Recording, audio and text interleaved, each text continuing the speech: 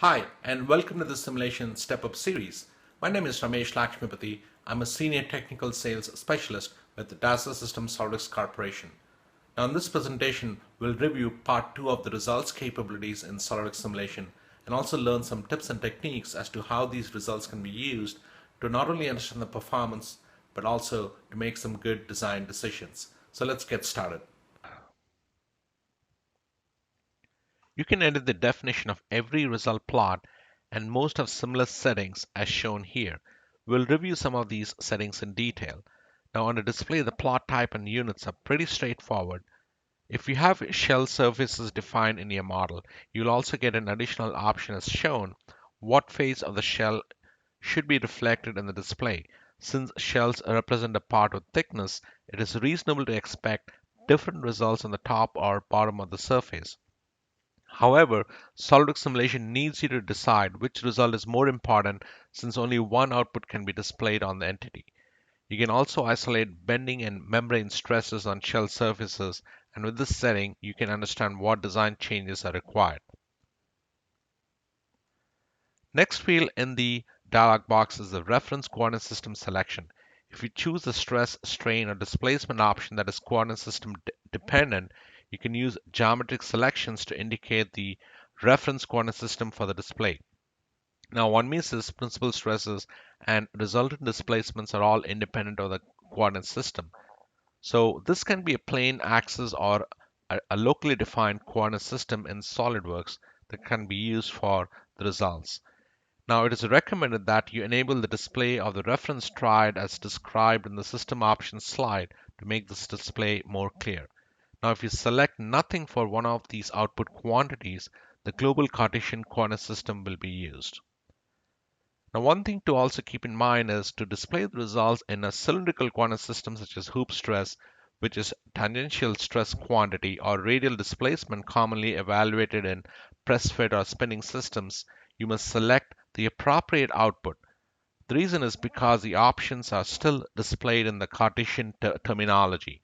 So when you select an axis as the reference for a cylindrical coordinate system, keep in mind that Sy would be the tangential stress or the hoop stress, Ux would be the radial displacement in a cylindrical coordinate system.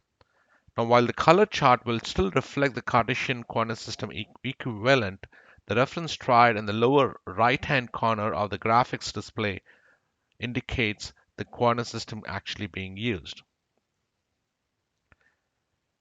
The plot and selected entities option can be used to display results on selected entities like surfaces, solid bodies, parts of an assembly.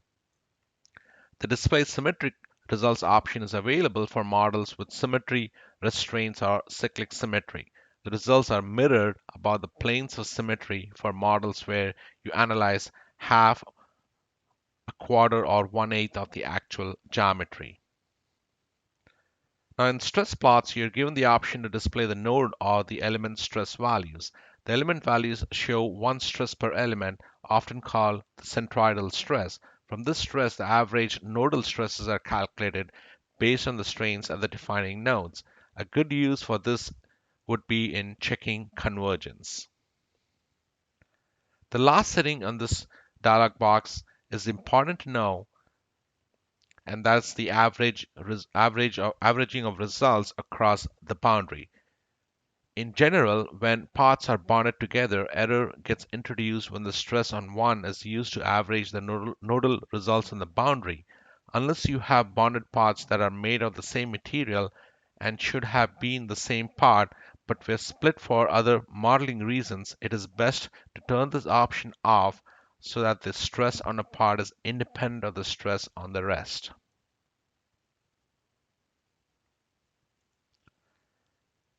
The deform shape option, if checked, the selected component is plotted on the deformed shape of the model with the specified scale factor setting. So the default setting is automatic, but you can change it to true scale or specify a custom scale factor for the plot. The properties section allows for a custom title for the plot. You can also associate the plot with a current view or a named view or a predefined view. The setting is saved for a particular plot, and so each time you change the view for something else and come back to review the same plot, you don't have to spend time changing the view orientation one more time. So this is a quick but a huge time saver tool.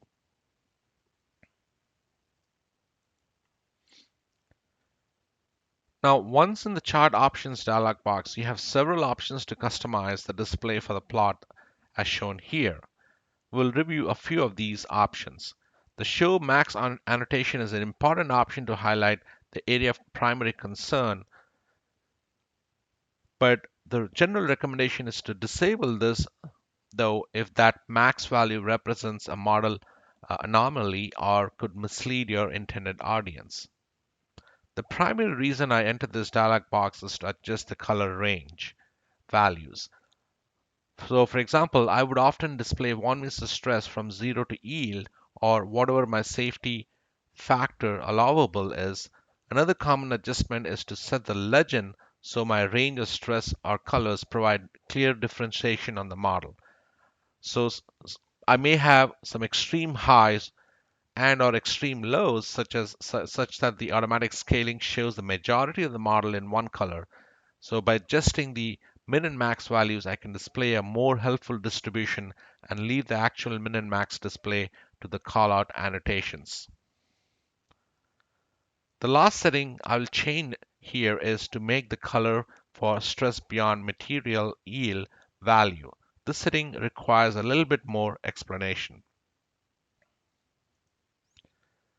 So when this option is activated under the colors color section, it allows you to display a second color scale for stress levels in excess of yield.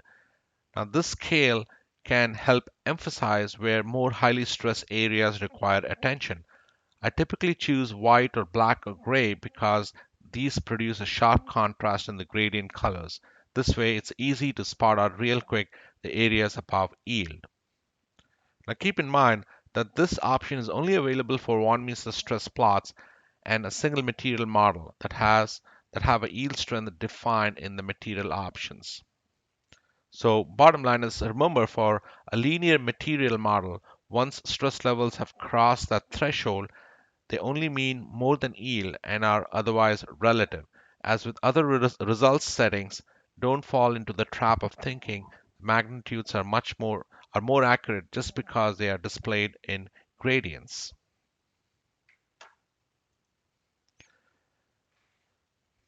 Another neat option that you can leverage in the chart options dialog box is to pick a fixed color to display above or below a maximum or minimum value in the chart options. This again makes it super easy to contrast areas above or below a predefined value real quick for visualization purposes.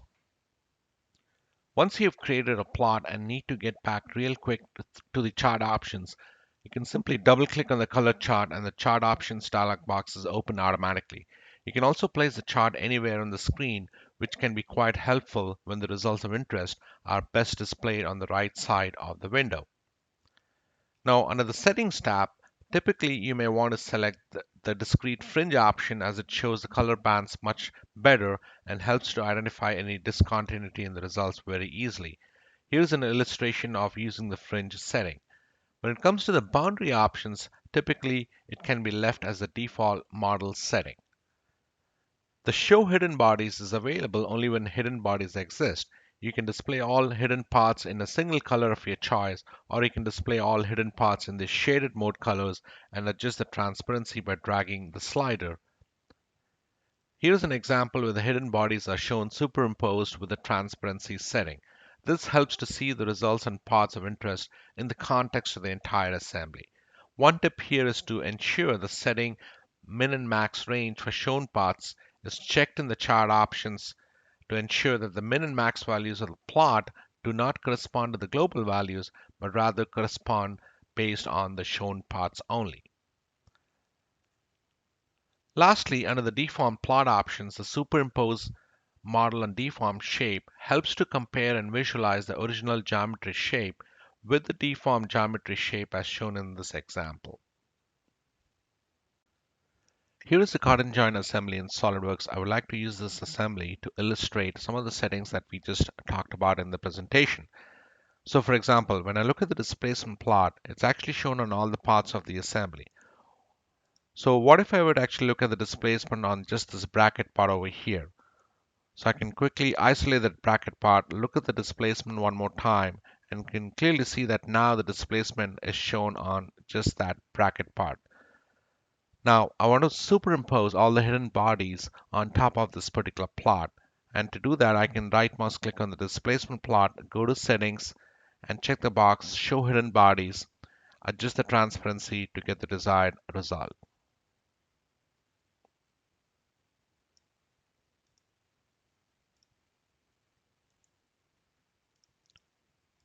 Now, looking at the displacement on the full assembly clearly shows that the max displacement falls on the bracket as well as the top yoke.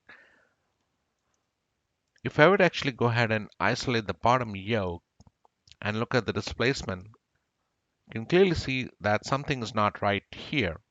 The max displacement here is still pointing to the global max displacement.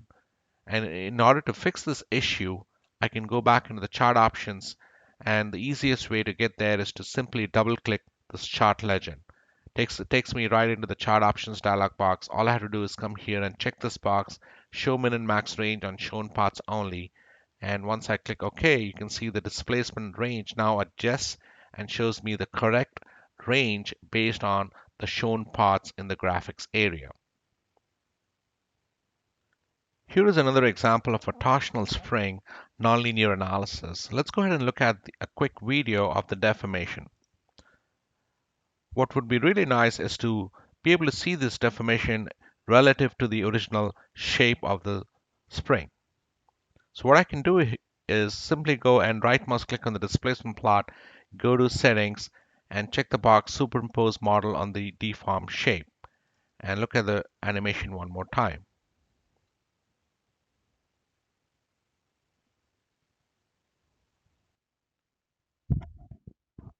Each standard color plot display has other options for manipulation as well as taking a deep dive into the data. You can simply right mouse click on each plot and access the valuable options as shown here. We'll discuss some of these options like the ISO clipping, section clipping, mesh sectioning, probing, and list selected in a little bit more detail. The section clipping allows you to look inside of a model or volume to see how stresses on hidden or internal features are distributed. The drag handle shown works pretty much like in the section tool of SOLIDWORKS. You can simply grab the handle in the graphics area and change the position of the section plane. Now other options are available to section using a cylinder, sphere, etc. for more enhanced visualization purpose. Now with the section plot, you can also superimpose the mesh on the section itself. This could be a great visual aid to understand if you have sufficient mesh detail inside of the model to capture the accurate results, especially with thin sections and bending loads in the system. The mesh sectioning tool pretty much behaves like the section tool itself with the mesh on section plane checked. The one difference, however, is that the mesh is shown on the uncut portion of the model as well for visualization purpose. And finally, the ISO clipping allows you to essentially grow the results in the model from the most stress to the least stress volumes in the model. This can be extremely helpful in understanding how regions of high stress flows in the part. Now, I've actually used the stress plot example for section and ISO clipping, but again, keep in mind that these options are also available for other plot types such as displacement, strain, etc. One tip here is that if you need to turn off section or ISO clipping on a plot, you will have to go edit the section or ISO clipping on the plot and then at the bottom, as shown here, toggle off the button to revert back to the full model. The probe and the list selected activate the same dialog box and allows you to query the stress or any other result at individual locations in the model or to analyze data on a selected entity. This can help in understanding how the results changes along an edge or how it varies on a particular face of interest. You also have the options to graph the results of the locations probed as well as save the data into an Excel spreadsheet format for further post-processing.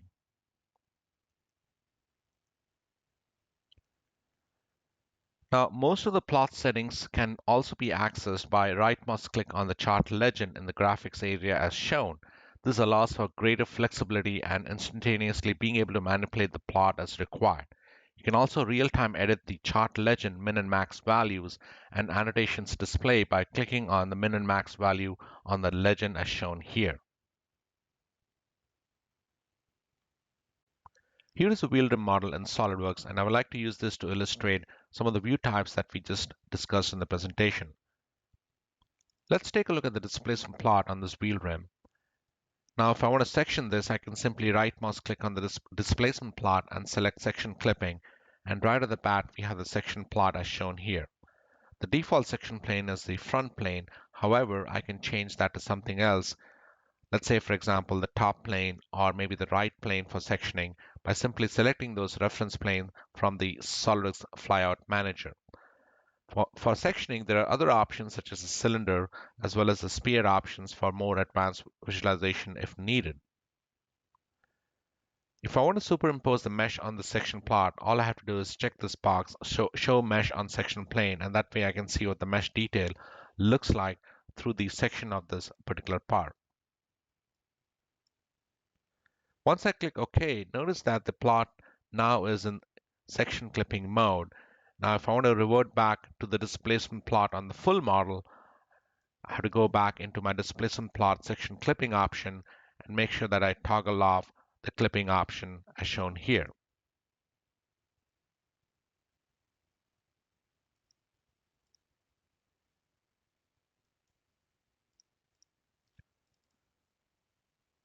All right, next, here is a 1 meter stress plot, and I would like to use this to illustrate the mesh sectioning. So here I can simply go and right mouse click on the plot and select mesh sectioning, and right at the bat I can see what this actually does. Pretty much similar to the regular section clipping tool.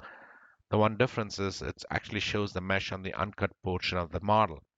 Now I can simply drag this handle from one side to the other side in real time, and that way make sure that I don't miss any detail inside of the model.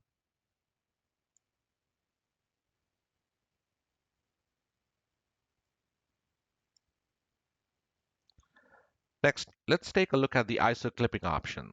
So this is a very powerful tool to quickly isolate areas of interest. So for example, I'm looking at the 1 meter stress plot, and let's say I want to actually focus on areas of the model where the stress is between 500 and 1000 psi. All I have to do is select my ISO 1 clipping plane, input a value of 1000 psi, and make sure that I reverse the clipping direction so that way I'm looking at all the regions of my model that has a stress less than 1000 psi. Then I'm going to go ahead and check ISO clipping 2 and specify a value of 500. And that way I can actually get a range on the model which shows me all the regions between that have a stress between 500 and 1000 psi.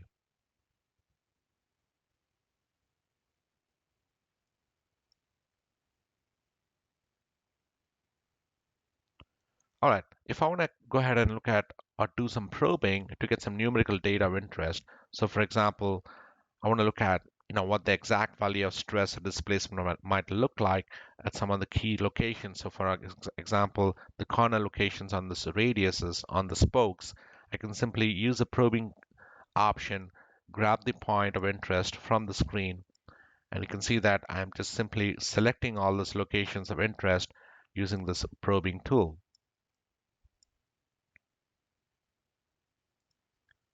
Now, if I want to select an entire geometry like an edge or a face, I can simply go ahead and switch the probe option to on selected entities.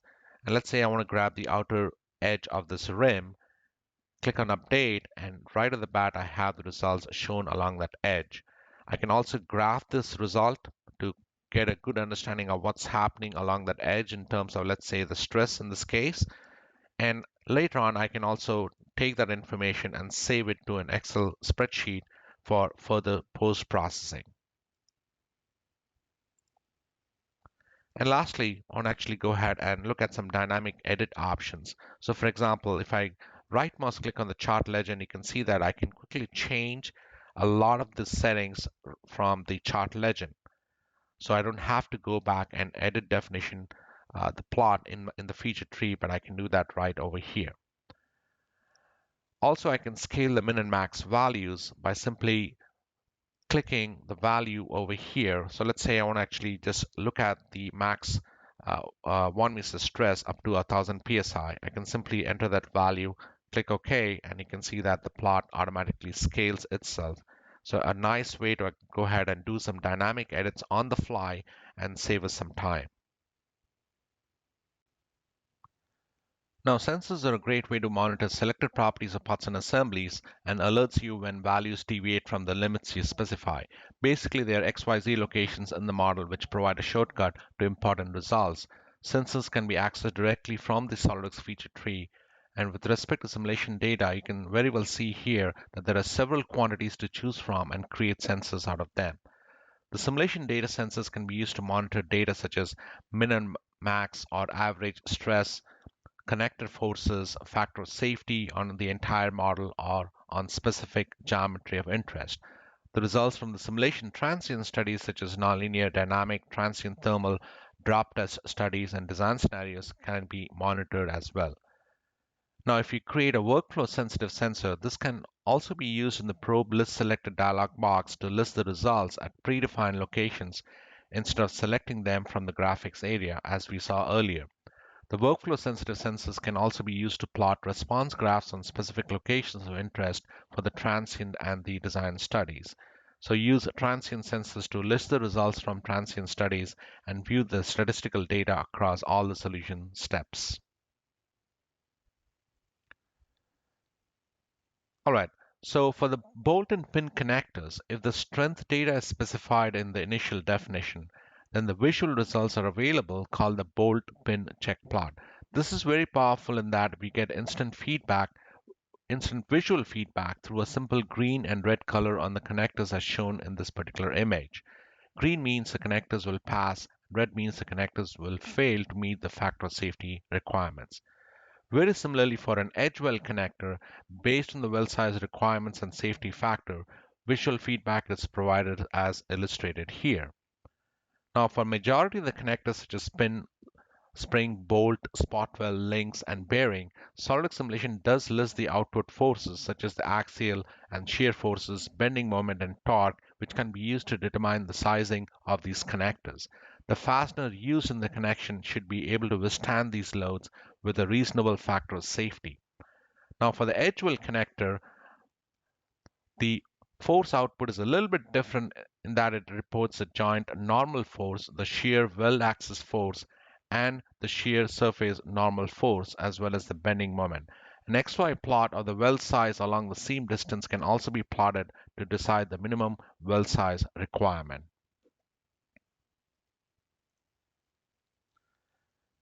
In addition to the standard color plots, you can also access several outputs or output query options with a right mouse click on the top level results folder. Now in the solver messages, I'm usually most interested in the total solution time. When planning multiple iterations or to be better prepared for future projects, it's good to know how long various types of problems take to complete so you can plan your schedules accordingly. The list results options are more analyst type of tool, giving more detail and complete access to node by node results. They aren't very useful for getting the big picture though.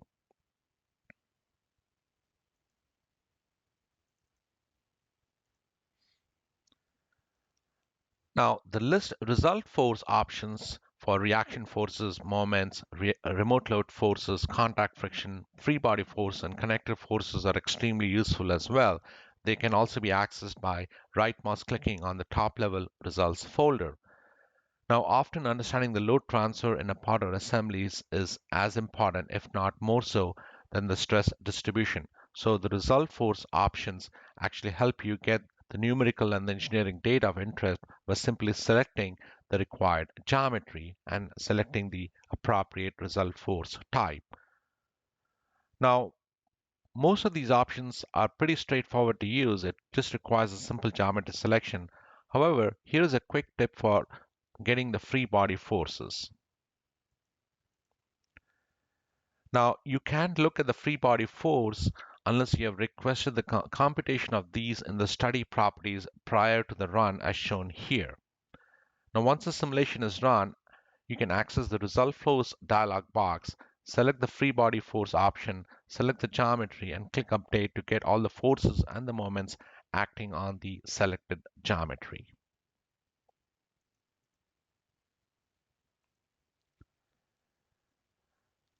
All right, to summarize, in this presentation, we reviewed different ways to view results in SOLIDWORKS simulation, some tricks for getting more insight out of the data, some do's and don'ts for results viewing. In conclusion, if you want more information on the presentation topics discussed today, contact a local SOLIDWORKS reseller for more in-depth training or support on viewing simulation results in your design work. Or you can always review the online help for a more detailed description of the features discussed in today's presentation.